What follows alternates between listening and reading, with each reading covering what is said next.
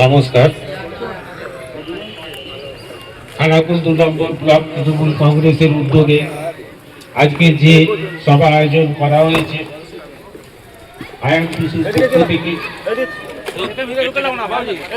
নবী মণ্ডলের নেতৃত্বে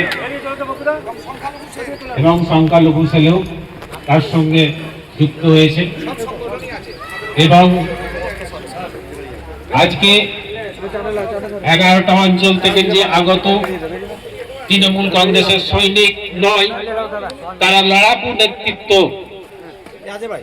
এবং গত পঞ্চায়েত নির্বাচনের পর খানাকুলের যে তৃণমূল কংগ্রেসের অস্তিত্ব, এখানের এমএলএ এবং পঞ্চায়েতের নেতৃত্ব বিজেপিরা যে অত্যাচার করেছে তার প্রতিবাদে যারা লড়াই করেছিল আজকে তারা এই ময়দানে হাজির হয়েছে।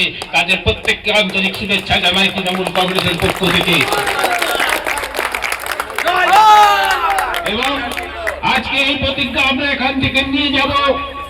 গত পঞ্চায়েত নির্বাচনের পর আমরা যেমন বিজেপির হাতে লাঞ্ছিত বঞ্চিত হয়েছি, আগামী 26-এর নির্বাচনে তাদের পরাস্ত করে মমতা ব্যানার্জির কাছে খানাকুল 202 বিধানসভা যাতে উপহার দিতে পারি, সেই লক্ষ্যেই আমাদের এগিয়ে যেতে হবে।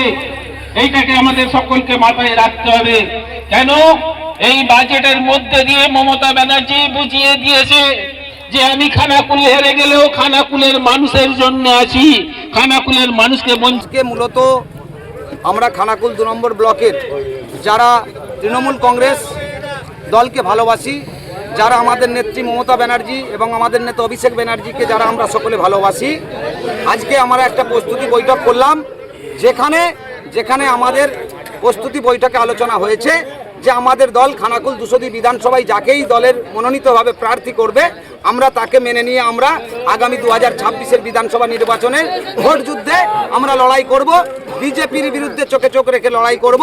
এবং আর একটি জিনিস আজকের প্রস্তুতি বৈঠকে আমাদের সিদ্ধান্ত হয়েছে এবং আমি নিজে ওপেন চ্যালেঞ্জ নিয়েছি যে আমাদের খানাকুল 2 নম্বর সহ 1 নম্বরে যত মতানৈক্য মতভেদ আমাদের নেতৃত্বদের মধ্যে আছে, আমি সেটা অনুঘটকের কাজ করে আমরা সবাইয়ের সাথে বসবো, একসাথে আমরা ঐক্যবদ্ধ পরিবার তৃণমূল কংগ্রেস পরিবার, মমতা ব্যানার্জি অভিষেক ব্যানার্জি যাদের ভালোবাসেন দিদিকে অভিষেক থাকে, যারা দলকে ভালোবাসেন, যারা আমাদের পতাকা টিএমসি পতাকাকে ভালোবাসেন, তারা সবাই আমরা ঐক্যবদ্ধভাবে আগামী দিনে একসাথে রাস্তায় নামবো। এই পরিকল্পনার প্রস্তুতি বৈঠক আজকে হলো। আপনার নাম? আমার নাম নূর নবী মণ্ডল, আমি আরামবাগ সাংগঠনিক জেলা আইএনটিটিউসি জেনারেল সেক্রেটারি।